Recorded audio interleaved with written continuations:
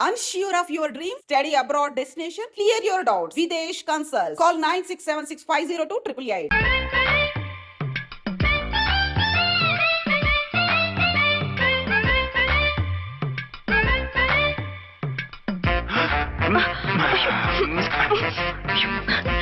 సరసాలు చాలే వదిలేసి.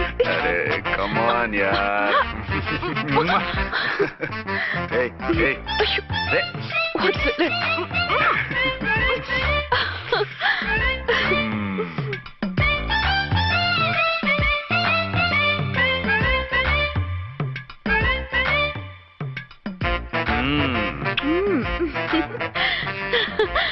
రూమ్ లో కామ్ గా ఉండి లిఫ్ట్ లో రెచ్చిపోతున్నారేంటి? వెళ్ళిపోతున్నావుగా, ఎమోషన్ కంట్రోల్ చేసుకోలేకపోయాను. అయితే ఉండిపోనా? అమ్మా వద్దు, వెళ్ళిపో. హలో హలో, మా రూమ్ ఖాళీ చేస్తున్నాం. ఏ రూము? ఏ రూమ్ ఏంటి? మా రూమే. మరి 206? 206 ఎవరిదండి? 206 మా ఎస్పీ గారిది. ఆ రూమ్ కూడా ఖాళీ చేస్తున్నాం. రండమ్మా, కార్ రెడీగా ఉంది. బయలుదేరు. త్వరగా వచ్చేయండి. బాయ్. అమ్మయ్యా, ఓ పని అయిపోయింది. అదేంటి నువ్వు కూడా బ్యాగ్ సర్దేస్తున్నావు? నువ్వు కూడా ఏంటి, ఇంకెవరన్నా సర్దుతున్నారా? అదే మా బాస్ ఆమీర్ ఖాన్ గారు, ఆయన కూడా ఇప్పుడే బ్యాగ్ సర్దారనమాట. మనం ఇంటికి వెళ్ళిపోదాం. ఇప్పుడా? తను ఇప్పుడే వెళ్ళింది. తనెవరు? అదే మా బాస్. వెళ్ళింది అంటున్నారు. అబ్బే డీ కాదు, డూ. వెళ్ళాడు. టెన్షన్ లో ఏం మాట్లాడుతున్నా నాకే అర్థం కావట్లేదు. టెన్షన్ దేనికి? నువ్వు వచ్చావు కదా. నేను రావటం మీకు ఇష్టం లేదా? చచ్చా, చాలా ఇష్టం. నువ్వు వచ్చిన టైంలోనే ఆఫీసర్ రావడం ఇష్టం లేదు. సరే పదండి. ఇదిగో 2 రోజుల నుండి వెళ్దాం అర్చన. మిమ్మల్ని చూడాలనే తొందరలో అమ్మతోనూ మామయ్యతోనూ సరిగ్గా మాట్లాడకుండా వచ్చేసాను. కావాలంటే 2 రోజులు ఆగి వద్దాం. 206 చెక్అవుట్. Thank you sir. దయచేసి ఇక మీదట మా హోటల్కి ఇలా 2 AC 3 AC ఫ్యామిలీస్ తీసుకురాకండి ప్లీజ్. ఓకే, అలాగే చేద్దాం. మీరు ఎంతగా చెప్పాలా? ఏంటంటున్నారు? ఏం లేదు, వీళ్ళ హోటల్ బిజినెస్ చాలా డల్ గా ఉంటుందంట. వచ్చినప్పుడల్లా ఇక్కడే ఉండమని రిక్వెస్ట్ చేస్తున్నాడు. నువ్వు పద. వస్తావయ్యా? వద్దొద్దు, వెళ్ళండి చాలు.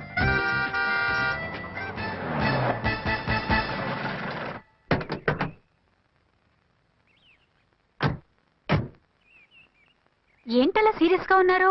కామెడీగా ఉండలేక. ఏమైంది? మాకేం కాలేదు, మీకే ఏమైనా? మాకేమవుతుంది? అదే మన ప్రయాణం గురించి వరి అవుతున్నట్టున్నారు కదా నాన్న? అవునా? వగరు రే అల్లు గారు, అప్పుడే వచ్చారేంటి?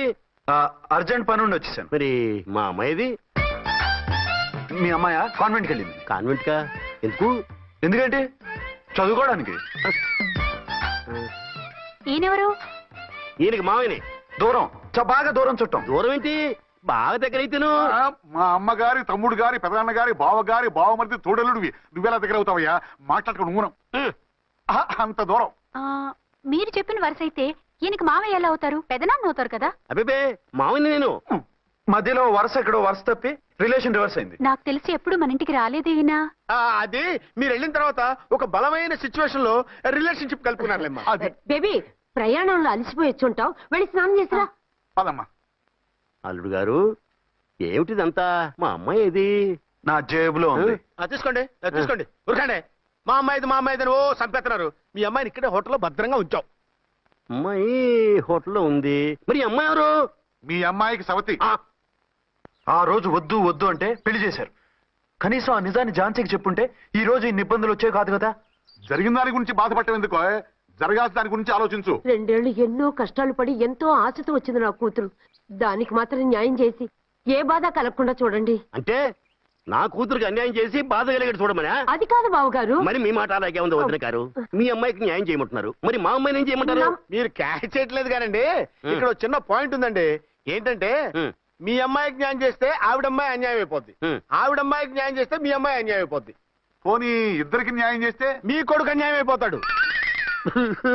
రాయరు, ఇప్పుడు నా కూతురు గతి ఏంటి? నువ్వెందుకయ్యా ఏడుస్తావు?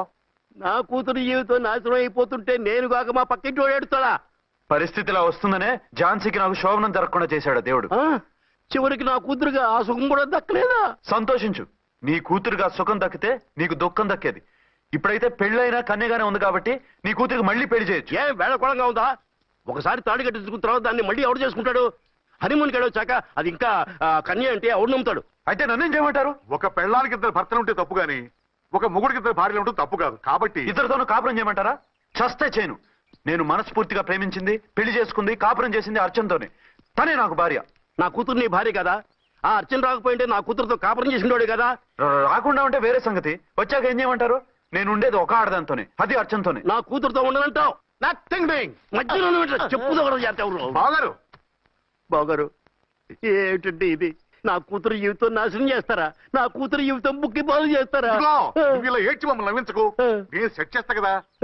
ఒరే అబ్బాయి, ఇప్పుడు ఈ నిజం వాళ్ళిద్దరిలో ఎవరో తెలిసిన ప్రమాదమే. కాబట్టి కొన్నాళ్ల పాటు వాళ్ళని వేరే వేరే ఇళ్లలో పెట్టి మేనేజ్ చేయి. తర్వాత మెల్లిగా జరిగింది చెప్తే ఏం చేయాలో వాళ్ళే చెప్తారు. ఇది బాగుంది బాబు, అలా చెయ్యి. సరే. తర్వాత అయినా నా కూతుర్ని ఏలుకుంటాడా బాగారు? చచ్చినట్టు ఎదుర్కొంటాడు. ముందు ఈ ఆవేశం తగ్గించి ఇద్దరితోనూ క్లోజ్ గా మూవ్ చేయిస్తే ఆవిడ మావిడే అంటూ ఆటోమేటిక్ లైన్ లో పడిపోతాడు. అంటే ఈ రోజు నుంచి మా సిఐ గారు 2 in 1 అన్నమాట. కాదు, 1/2. ఇదే మన మన్మథ సామ్రాజ్యం. ఎలా ఉంది? బాగుంది, కానీ మనకి వేరే ఫ్లాట్ ఎందుకండి? ఒరే నాన్న, నువ్వు వెళ్ళి ఫ్లాట్ చూడు. 2 సంవత్సరాల తర్వాత మనం రొమాన్స్ రీఓపెనింగ్ చేస్తున్నాం కదా. కేకలో అవి పెడితే ముసలోళ్ళు కంగారు పడతారు. ఇక్కడైతే మనల్ని ఎవరు డిస్టర్బ్ చేయరు. అన్ని తొందర ఆలోచనలే.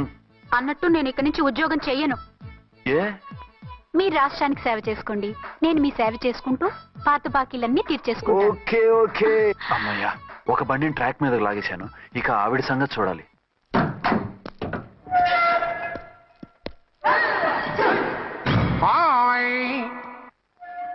ఏ తల్లి కన్నబిడ్డలమో ఒకే సెల్లో 2 ఏళ్లు కలిసి పెరిగాం.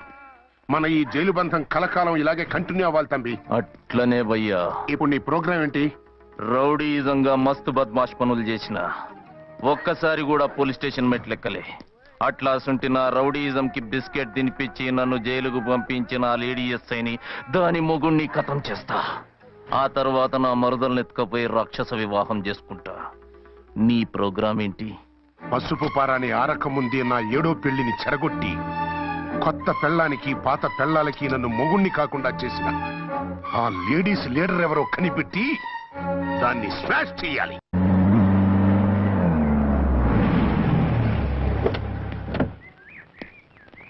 రామకోటి, త్వరగా పెట్టించు, టైం అవుతోంది. ఝాన్సీ, ఏంటిది? షిఫ్టింగ్. షిఫ్టింగా? ఎందుకు? మన శోభని ఎందుకు కాలేదు? హనీమూన్ లో ఎస్పీ గారి ప్రాబ్లము, ఇక్కడేమో ముహూర్తం ప్రాబ్లము. ఆ ప్రాబ్లమ్స్ కి ప్రాబ్లమే వాస్తు. ఈ ఇల్లు వాస్తు ఏవి బాగలేదు.